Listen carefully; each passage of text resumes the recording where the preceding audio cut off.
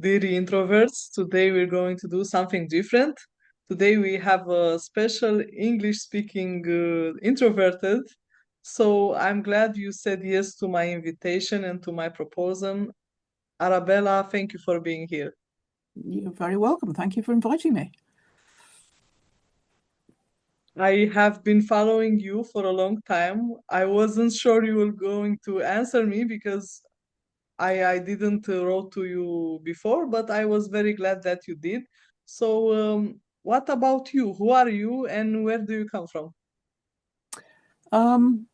Well, I'm an old bat in a hat. I'm British. I'm 66. I'm a reader and a writer and a gardener, and I watch the clouds and listen to the birds. I'm a cat companion and an inexpert thinker, by which I mean I think a lot, but I have no philosophical training. I just think in my own way. I was born and bred in West Sussex, which is a very beautiful and lush part of England between London and the south coast. I was there until I was 19. Then I went to London for 11 years and was in Liverpool for 20 years, which I loved. And now I've been in Transylvania for nearly 15 years. And how did you end up in Romania? Well, it's a book-length story.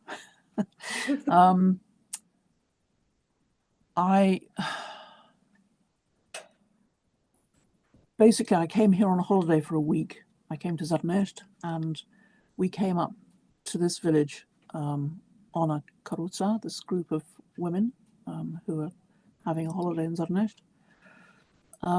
So that's how I first found the village. And there was a weird experience that as we left the road in Zărnești and came onto the gravel track into the national park, it was a very strange feeling, and it took me a long time to realize what it was. But when I realized it was because the gravel was limestone, which is, piatră craiului is solid limestone, var, calcar, var. That's where I grew up, on the South Downs, which is chalk. It's the same stuff, calcium carbonate. And the trees and the plants and the birds and the butterflies were all the same. And it was just as if I had been lifted out of 2003 and dropped back into the 1960s, into the village where I came from, and specifically into the quarry, which my father's family had been making for 100 years, of chalk. They used to quarry chalk. So the ground was just like being back at the Amberley chalk pits. It was incredible. It was the most extraordinary feeling, like a time slip. So that was my very first experience of Piatra Craiului National Park. I didn't think about it too hard then, but since I've come to live here, I thought about it a lot. And I think it's that I reconnected with my early years, literally where my roots were, like the plants. You have roots, and my roots were in chalk, and this is limestone, same stuff. And it was like reconnecting with my roots, literally. It's a very strange feeling, very comforting. And it felt like home. At the time, I didn't understand why, but now I do. What about the people? How did you learn Romanian? I haven't learned Romanian. Vorbesc puțin. Dar I speak just enough to get by. I can find my way. I can go shopping. I can, do day-to-day things. But I can't chatter. I couldn't. I have to use English for a conversation like this. Because I was too old when I came. I was 52 when I came here. I was too old to start learning a language. But not too old to start a new life. You see the difference? Yeah, you'd think so, wouldn't you? But it wasn't starting a new life. It was going back to my very first life. That was the point. Although I spent 30 years in cities, this is where I come from. This sort of place, same sort of people. They're the same sort of people from the cartoon that I was born in. I was born at home, by the way, not in a hospital. I was born at home. So I really was born in a hamlet in Sussex, and the people were pretty much the same. They worked on the land. They were involved in the land. They didn't have, in the 1960s, it was the same split. Some people had a lot of money and a lot of things, like we did at the time, and some people didn't, and they lived simpler lives. A lot of people didn't have TV. Most people didn't have cars, and they lived off the land in one way or another. They either worked for a farmer or a landowner, or they had gardens and small holdings that they used to grow their own food and sell some of it or whatever. Or they made things from natural materials like wood or whatever. So coming here in 2004 for the first time, but actually moving here in 2010, the people, it was like a time slip. The people here lived the same sort of life that people in my village in Sussex were living in the 1960s. It was a 50-year time slip. And it was, so I wasn't starting a new life. I was going back to my old one. But the language was new. And although, thank God, I learned Latin and Greek at school, particularly Latin, it was immensely helpful. Half of English comes from Latin, from Romance languages, Latin and French. And half of it comes from Germany and Norse, Viking languages. So the half of English that comes from Latin was very useful, because actually there are a lot of words in Romanian that look exactly the same. They may be pronounced slightly differently, but it was a good start. And some of the vowel sounds you have are very English. Some are difficult, but so I know quite a lot of words in Romanian, but I don't know the grammar. My use of verbs is very limited. My aging brain was all right until I was about 55, 56. And then the diabetes that I have kicked in and created holes in my brain, which meant that I can't hang on to new information. I can still learn things, but it's just like putting a sponge into water. The sponge soaks in the water, and then very, very fast, the water just drains out again. And it's exactly the same with new information. So driving to new places, I used to do, if I went to a new place, I'd go there once and know it immediately. I'd never have to be told again. Now I have to learn every time. I have to look at the map every single time to go back. Learning anything on the computer, nightmare. I have to learn it every time. And language, of course, I might learn a new word or a new phrase, unless I use it all the time, all the time, it goes. Yeah, it's kind of interesting. Well, also because I'm a hermit here, I don't spend enough time with the Romanian speakers to practice all the time. If I were more sociable and chatty, and would go for coffee with my neighbours, and I would learn Romanian better. I'd be able to chatter, but I'm not sociable. And of course, most Romanians in the cities speak perfect English, like you. So English speakers are very lazy because everyone speaks English.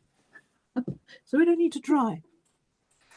We don't think our English is that great, so we're striving for the British accent actually. Well, yeah, okay, the accent might not be brilliant, but then an awful lot of English speakers, I try to use an acceptable Romanian accent. It may not be particularly Romanian, but at least I'm told it doesn't sound English. People say, are you Danish? Are you Dutch? Are you... They come up with all sorts of strange guesses as to where I come from. Not usually not English, which is good. Actually, I was going to say the same thing, that your Romanian, it's sounding very, very good. It's like you have the proper accent, and it's not usual for foreigners to pronounce correctly the words we have.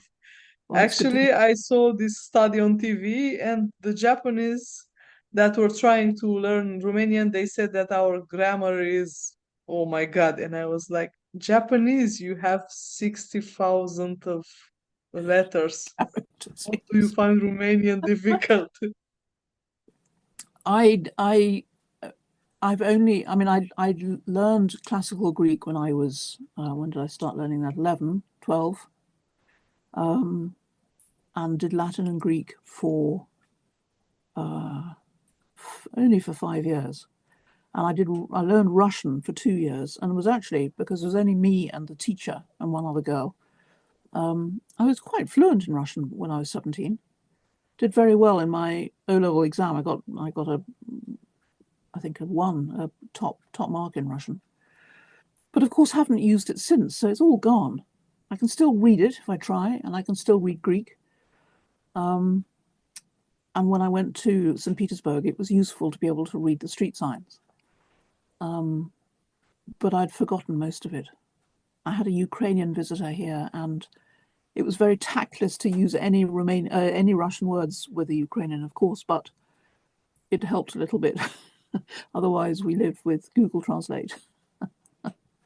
Yeah, I know. They say they don't speak Russian, but their language is very similar, so they kind of understand 3/4 of the words you're saying Well, in Russian. exactly.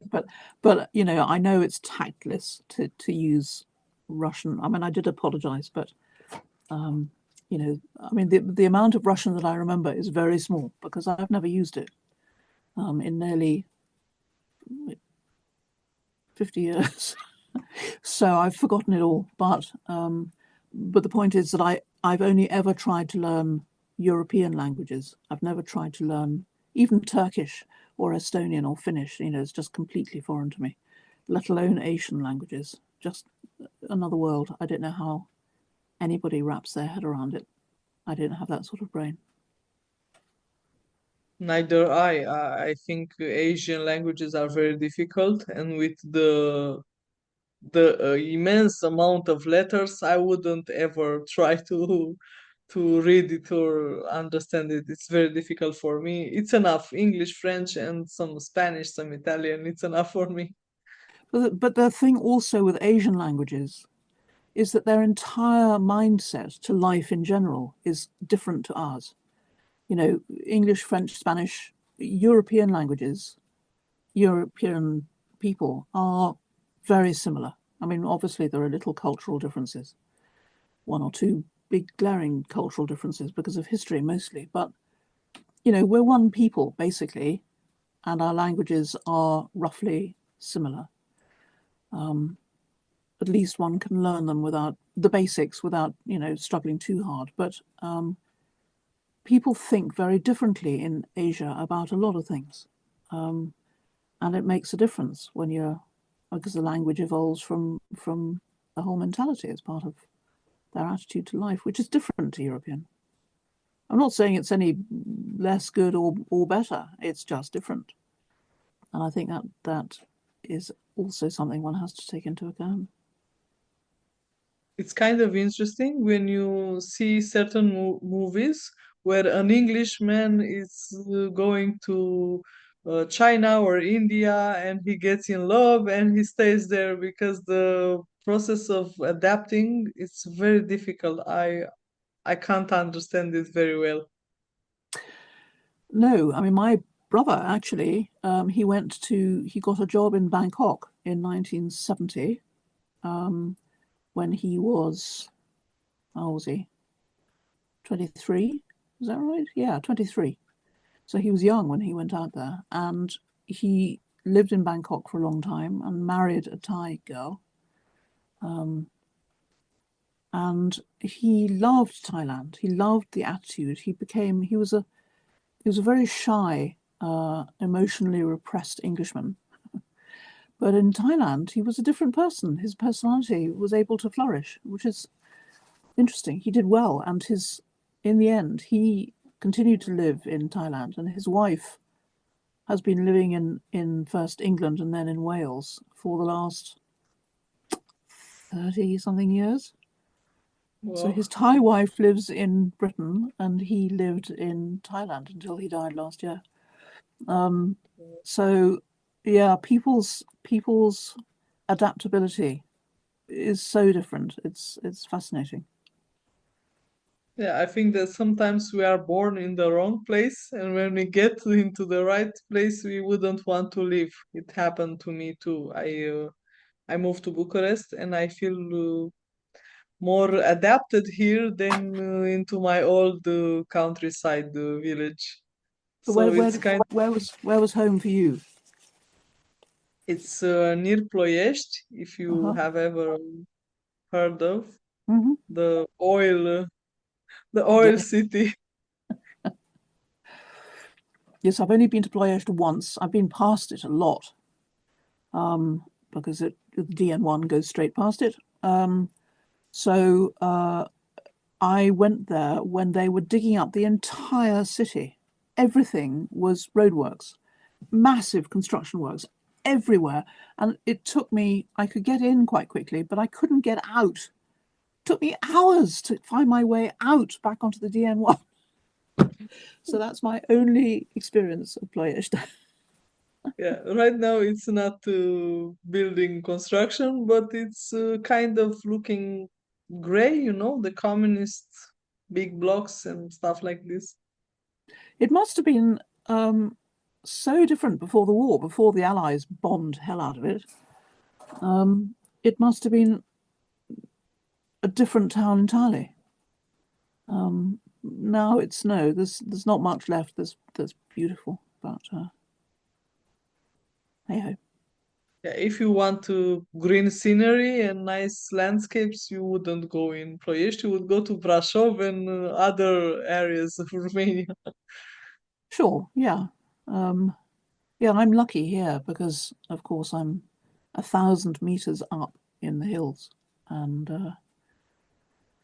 I can see one other building if I look quite hard. Not now because the snow is I can only see a tree just outside my window, and that's it. Everything else is white, so I can't see anything but one tree and a lot of snow at the moment. But when I look, I can see one house over there and Puterea over there on the top of the hill, but they're a long way away. It's lovely. Yeah, it sounds very nice. It's like a nice place to live and to get your peace and your quietude for writing, for your inner life. Well, yes. I mean, this is where we come on to the introversion, I suppose. Yes, that's what everyone says. And it's true, obviously, it's very peaceful up here. But what it does is that there's plenty of space outside. So there's no need for conflict, human conflict at all, because we all have enough space. There's nobody right on our, we don't have neighbors right in our ear shouting and causing problems. So it's peaceful from a human point of view. But what it does is that it makes me focus. I can't speak for anybody else. It makes me focus in on my own conflict, my internal conflict. And of course, there's nothing to interrupt my internal conflict and the hell that goes on inside my own head. There's nothing to interrupt it except the cats and the occasional cloud. So with everything, there's a price to pay, and there are pros and cons to everything. But I would rather be here than staring, as I used to do, staring at brick walls and city streets for too long. Okay, and tell us the story. How did you become a writer? Oh, my mother taught me to read before I went to school. So she said she started to teach me to read when I was 3. I don't know if that's true or not. But I went to school when I was 4, so maybe she did. I'm not saying that I could read the Iliad when I was first at school, but I at least knew my letters and how to basics of how to read. So reading has always been part of my life as long as I can remember. And actually, because of my family circumstances, which were chaotic, books were always my escape. You know, they were reliable. They were, both my parents were alcoholics, which is, even though we had plenty of money at that point, it doesn't help. With alcoholic parents, the emotional life of a family is always chaotic and very difficult.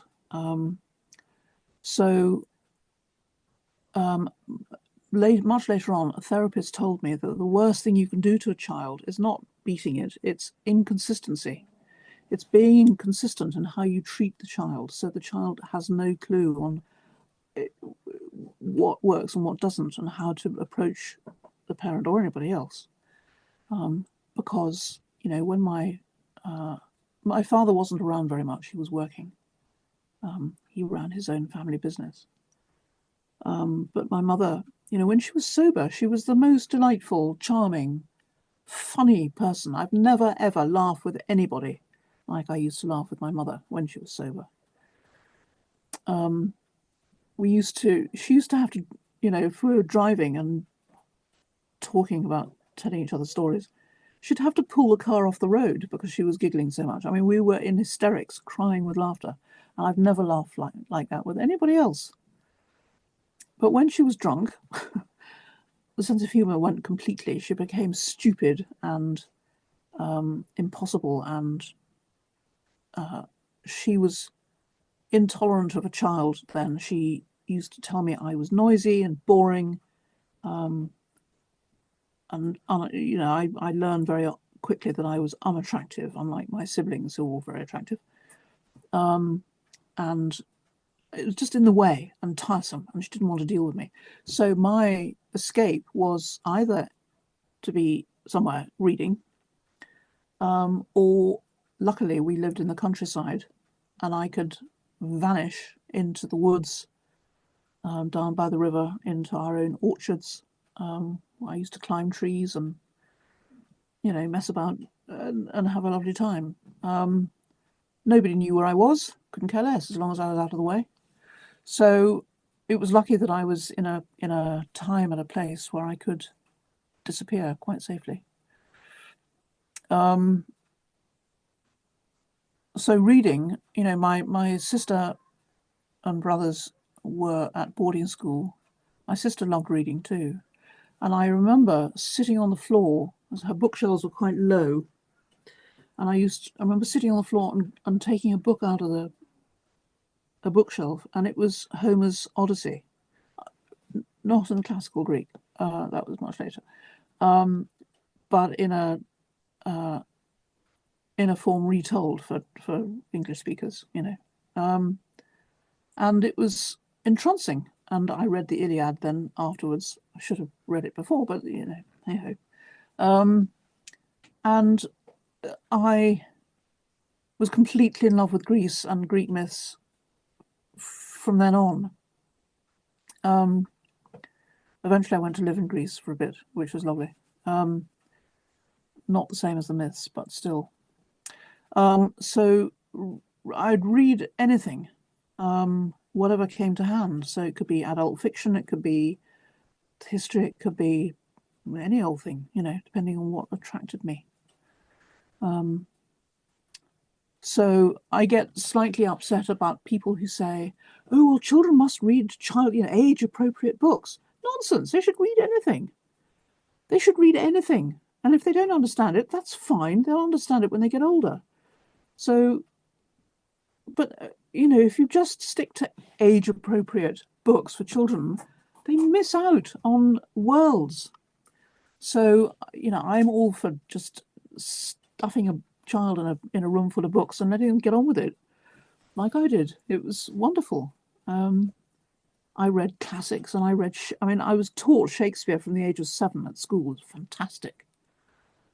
A lot of people in England, Britain, are terrified of Shakespeare because we're taught it so badly. They don't understand the English, they don't understand the stories, they're put off by the poetry, they're put off by everything. I had a genius teacher, Mrs. Mack. She was old, she's probably younger than I am now, but she seemed very old to me at the time. And she used to read a scene with us. I remember the Taming of the Shrew was the first one we did. And would read a scene, just one scene, should get us all to read a part. I remember I played Batista, which is Bianca's father, Kate's father. I was 7. I still remember it. Would read it, and of course we wouldn't understand it. And she said, right. And then she'd make us push all the desks and chairs to the edges of the room, and we'd act it out. And it was just genius because we instantly understood, because we all turned into little actors and had to read our lines and we got it. And from that point on, she taught me for, how old was I, 7 to 11, 4 years, that's all. Just 4 years, but they were critical. And I never, ever had any fear of Shakespeare. And even though I didn't understand every line perfectly, I got the gist of it. And they're just cracking stories, they're fantastic stories. And now I've come to appreciate the poetry more. But what a brilliant teacher. That's what you need, is a brilliant teacher who inspires you and explains in a way that you get it, So I was very lucky in having the freedom to read what I wanted at home, and then a genius teacher who taught us difficult stuff at school. I have one curiosity.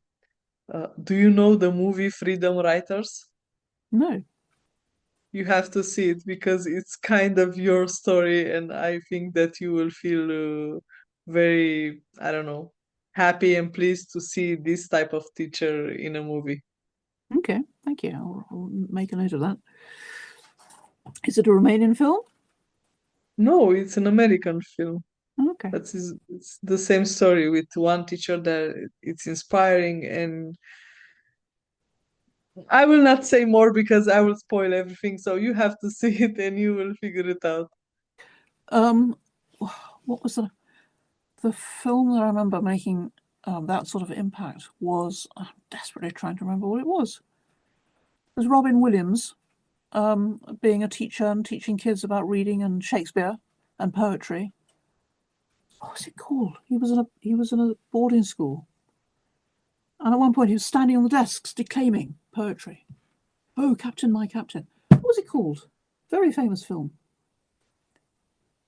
See, getting old, can't remember stuff anymore. It may come to me I will anyway. search for it because Google has all the answers we need. Yes, true. It's true, but it's a shame that fewer people read books after school. They're made to read certain books at school, and after that they don't bother. And it's because they have teachers who don't inspire them, or they read the wrong books.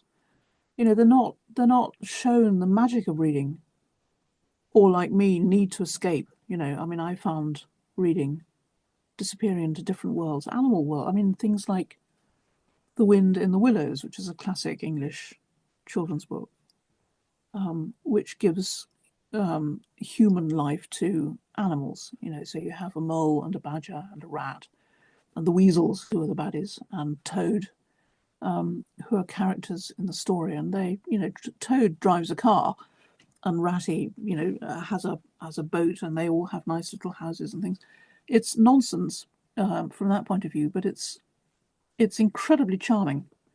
And a lot of British people grew up with The Wind in the Willows. Winnie the Pooh is another one. And from my era, of course, Paddington Bear.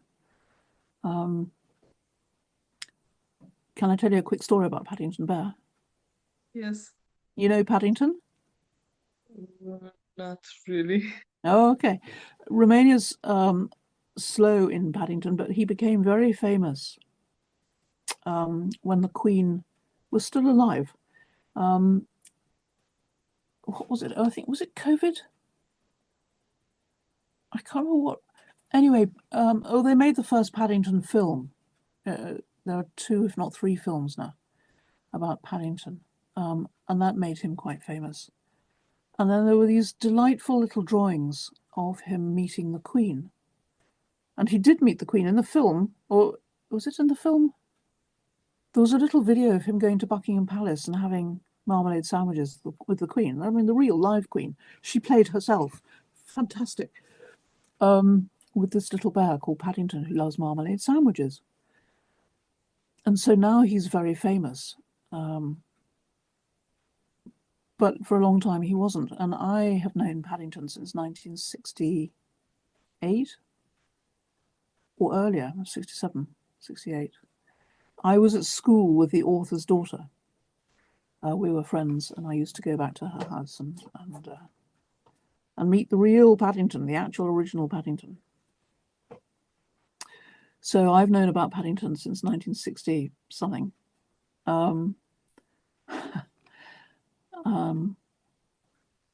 And I've always loved him, but it's so lovely now that much of the world now knows about Paddington. You know, he's famous, which is great. Just shows that an author can write a book and live their whole life not being famous, and then suddenly, whoosh, it takes off for some reason. And Michael Bond, the author, died a few years ago, sadly. But he would have been, he lived long enough to be actually in the first Paddington film.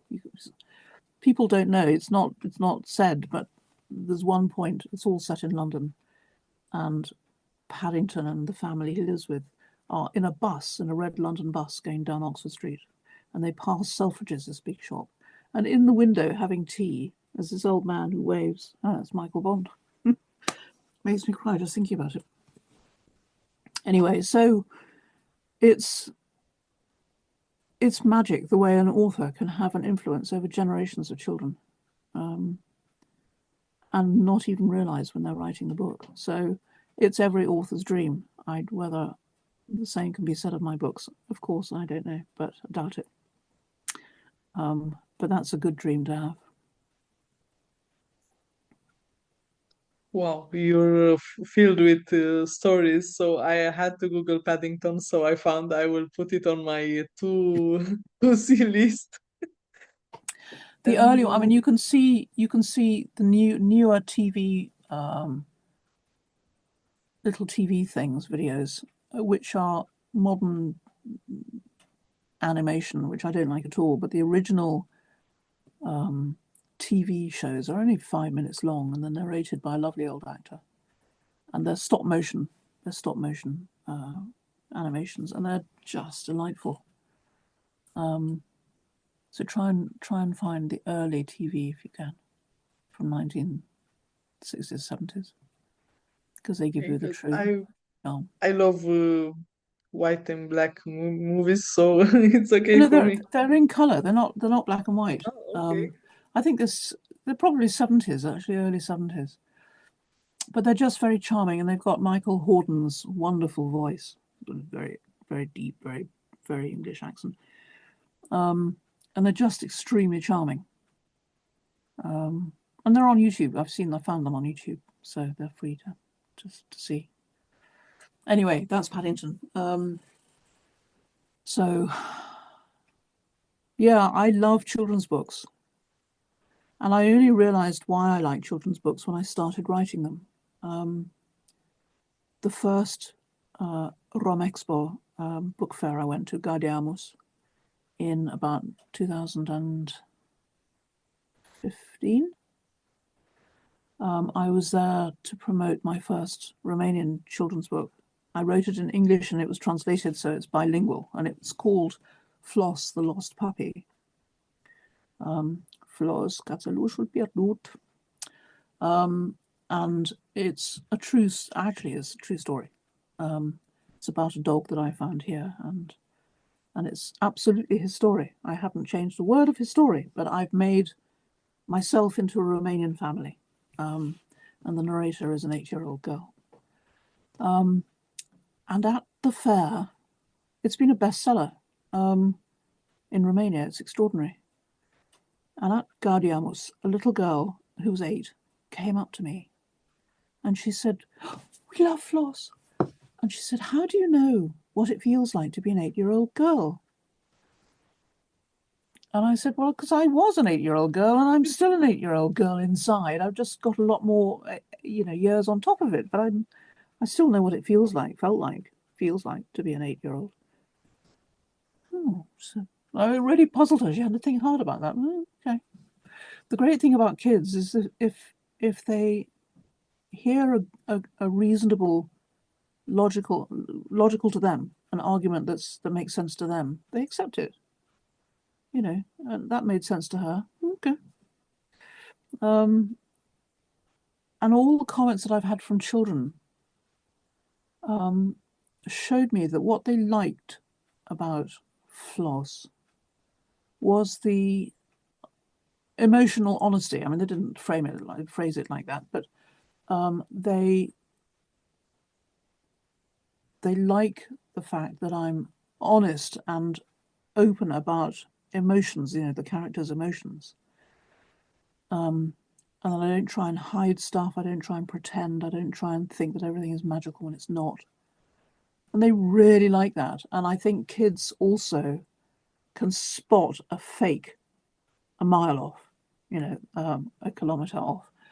They can see if something's not honest, they instinctively know it's not right. So it's really important for an author to be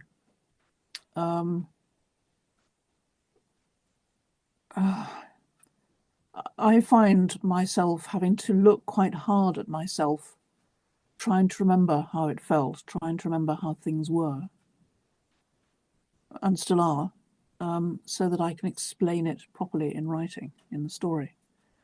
And it can be quite difficult sometimes. The most recent book, the next one to come out, again, is actually a true story from my childhood, but I've set it as a fictional story so that I am the child in the story, but I'm, she's a character for as far as the reader is concerned. She's just a character in a story, but it's me. And it was weird. It was a very strange sensation or experience, treating myself as somebody else. And actually, I found myself not liking her entirely, because she's quite selfish. Not selfish, but thoughtless about the way she treats another character. And I had to think quite hard about that. And I can't really tell you how I felt. It was very odd.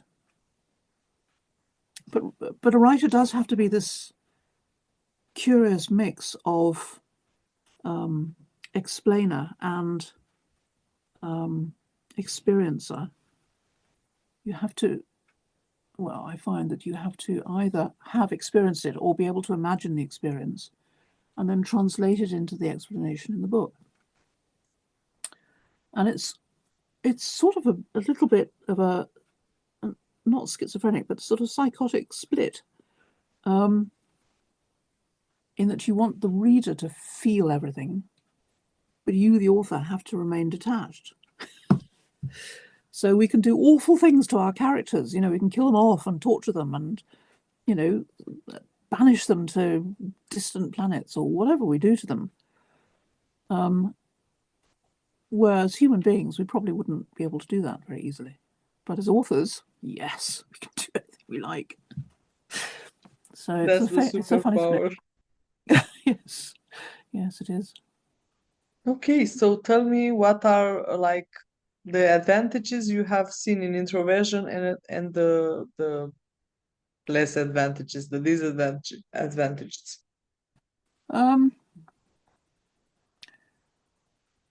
I think it depends what sort of an introvert you are.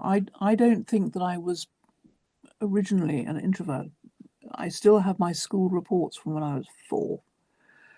And they suggest that I was a very lively, sociable, outgoing child. Loved to sing, loved to dance. Wouldn't catch me doing any of those things in public now. No. Because I was taught when I was a young teenager, when I went to senior school at 11, I was humiliated and teased. And I took that very hard because it reinforced everything that my family had taught me about being a nuisance and being unattractive and being, noisy and so on. So I had learned very well by then that I was not somebody who should put themselves forward. So I think my introversion began when I was at boarding school.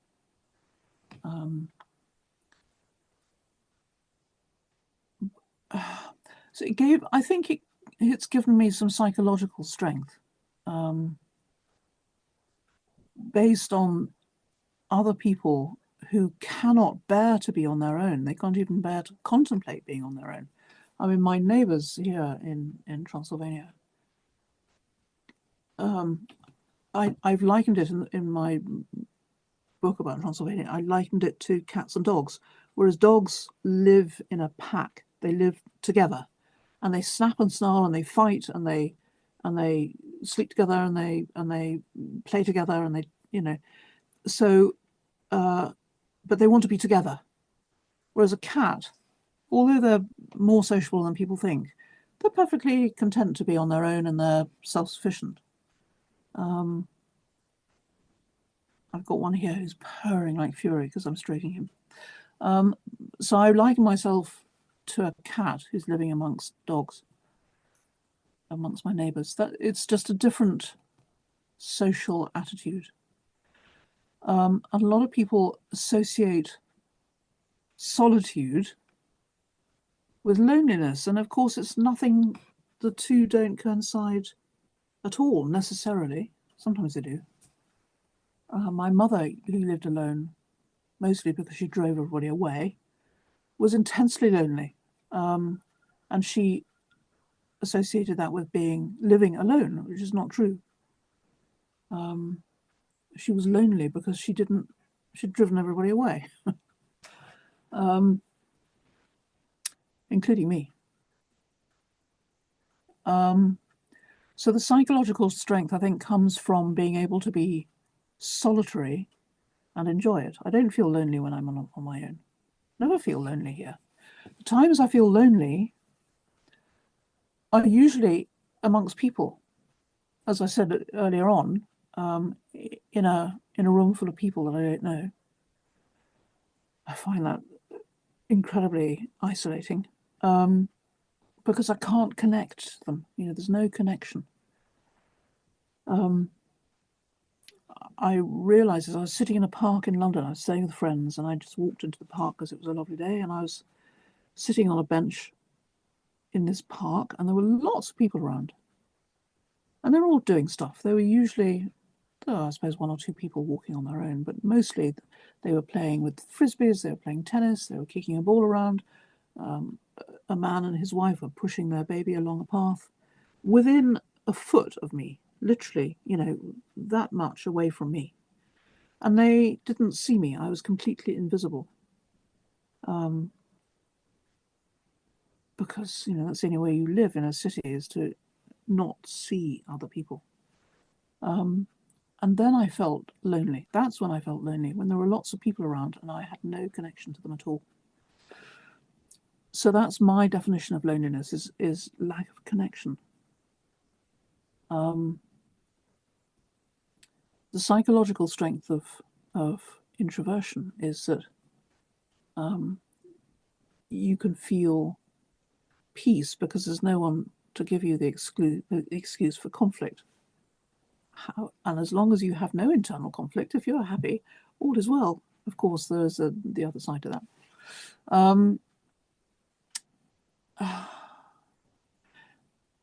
Also, that a lot of people who may be unhappy in their marriage or whatever say, oh, you're so lucky, you don't have to, you can do just as you like, you can do whatever you like, you don't have to explain to anybody, you don't have to ask permission, you can just do what you like, which is also great up to a point.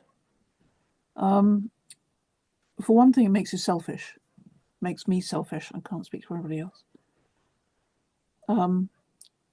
Because I do things the way I do them. When I have visitors are okay because they're only here for 2, 3, 4 days, whatever, and by definition of being a visitor, I like them. But I have volunteers, and they might be anybody from all over the world, and it's quite unusual for someone to do the things that I do the same way that I do them. We all do things differently. So it can get quite aggravating. And it's always the little things, like the way they wash up, the way they wash their pots and pans and plates. It drives me crazy. Why do you do that? It's not logical. You leave wooden spoons and forks in the water. No, it kills you. You can't put water. I get very, after a few days, when the interest of the new person has waned, I start to notice all the irritating things about them. So that's that selfishness that comes out because, I'm too used to my own way of doing things. And it's one of the reasons for taking volunteers, so that I try to keep myself sociable and not worry about these things so much. But the main disadvantage of solitude, people say you can do whatever you like, which is true. But on the other hand, every single decision about anything has to be made by me. So I have to decide what to eat. I then have to cook it, of course. I have to decide. No, there's nobody to ask about which air fryer should I buy. Which builder should I use? Every single thing has to be decided by me. There's nobody else. So financial problems, legal problems. I might ask for help once in a blue moon, but usually everything has got to be decided by me, and it's exhausting. Every single thing that happens in this house has to be done by me. It has to be me who brings in the firewood. It has to be me who goes and gets the shopping and brings it back and collects it. It has to be me who feeds the cats every morning, so I can't have a lion. It has to be me who does everything. There's nobody to talk over the day with. There's nobody to, there's no shoulder to cry on if I'm feeling miserable. There's no one to rant at if I, want to explain how infuriating somebody was, wherever it was. There's no one just to talk things, discuss. I've got to make my will, when I die. It would be nice to have someone to talk through things with, and I don't have that. So, and also, if I get stuck in a rut, I overthink things, and I think, oh, I've got to do it this way. This is the only way I have to do things. It's the only path I can take. And there's nobody there to say, hang on a minute. Have you thought about this? Why don't you think about that? Why are you so stuck on this? There's nobody to do that. So, yes, I can do whatever I like when I like, which is mostly lovely. But there is a price to pay for that. There's always another side. Yeah, I'm glad that you brought it up. So we're kind of at the end of this interview, and I would like you to say a final word for the introvert audience we have.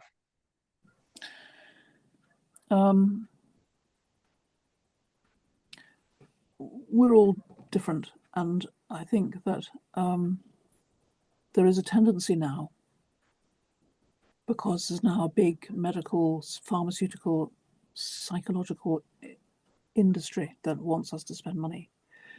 There is this now growing belief that if you're not in a narrow band, very narrow band, of what is normal, you're neurodivergent and you may have a disorder. They're saying that shyness is a disorder now. I say they. The Diagnostic and Statistical Manual of the American Psychological Association, whoever it is, determines what is a disorder and what is normal, which I think is a bloody cheat given the emotional, mental state of a lot of psychologists that I know. Anyway, we're lucky to find a therapist who's one step ahead of us most of the time. Anyway.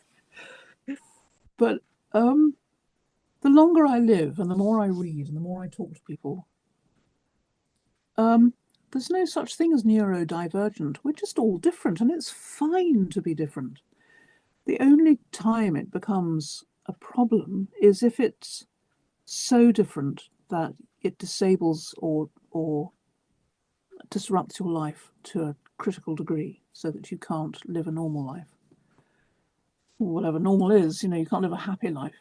I don't care whether happiness means that you live in a field and eat daisies. If that makes you happy, that's great. Who cares? You don't have to go to university and learn how to do accounts and become a lawyer. It's not essential. You can do what you like, as long as it makes you happy. But I think now there is a tendency to create disorders and see disorders where there are none.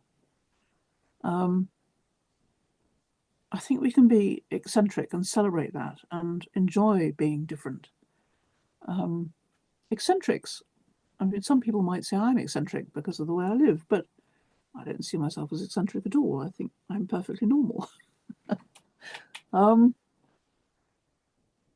In that, most of my values fit with most people's values. Although I wonder, looking at America at the moment. But I think you can do things your own way without being considered neurodivergent. The problem is with the education system, wherever you are, Romanian, British, American, whatever. They teach you one way to be. And if you have to fit into this little tiny box, you have to shove yourself into this box. And if you want to break out of the box, smash it, or just, get out of it somehow, you're wrong. You're different. You're neurodivergent and you must be treated. And I find that very, not only infuriating, but very sad, because we should be celebrating the extraordinary diversity of human life and human thought and human invention and creativity and emotional range, not trying to stuff us all into this little same tiny box to suit whoever. So I think everybody needs critical thinking. I think you need to be able to ask questions of yourself and of what you're told. So people who just listen to Fox News or Antena 3 or whatever, Antena 1, you're not getting enough input. You need a divergence of opinions to be able to choose what you think is the most acceptable to you. You will always need help. You can do what you like, and you will probably need help to do it, but ask for help. People like to help. You have to give yourself time, give yourself a chance, give yourself credit for what you can do. And don't let anybody impose their thinking on you. Don't let anybody wag a finger at you and say, you got to do this. And there's a lot of that goes on. people like to give advice. Well, fine, listen to the advice, because it's often kindly meant. Listen to it, filter it, think about where they're coming from. Are they qualified to give you this advice? Does it make sense to you? If it does, grab what's useful and let the rest go. I think you just have to give yourself credit for being sensible. You learn as you live, as we go along. I now am not as stupid as I used to be. And just, if you're different, I think introvert and extrovert, I get a buzz from social activity for a short period of time, and then I need to go away and recharge. That's one kind of introversion. There are other people who are very shy and can't cope with social interaction at all. Whatever you are and however you feel, enjoy it, celebrate it. And if people don't like it, then let them go and dislike something somewhere else. You don't have to keep them in your life. If they're not helpful to you, you can find something else. Wow, this was truly a brilliant interview. So thank you so much for your contribution. I don't think, I know that it will help a lot of introverts that will be watching. So good luck with everything that you're doing right now, with your writing and with everything. And I hope that I will meet you someday. Thank you very much. You were worried if I couldn't talk enough. I think you now know that I can. Anyway, very good luck with the podcast. I think it's a great theme to run the podcast on. And I hope you have a lot of listeners. And if they find any of that helpful, that's great. But thank you. Will you let me know when it's going out? Of course. Thank you. Have a lovely day. And you, yes. Well, I will send you some snow. There's a lot out there now. It's coming your way. Wait for the mail. Special mail, yes. Fun courier. Exactly. Okay. All right, Juana. Thank you very much. Thank you too. Bye bye.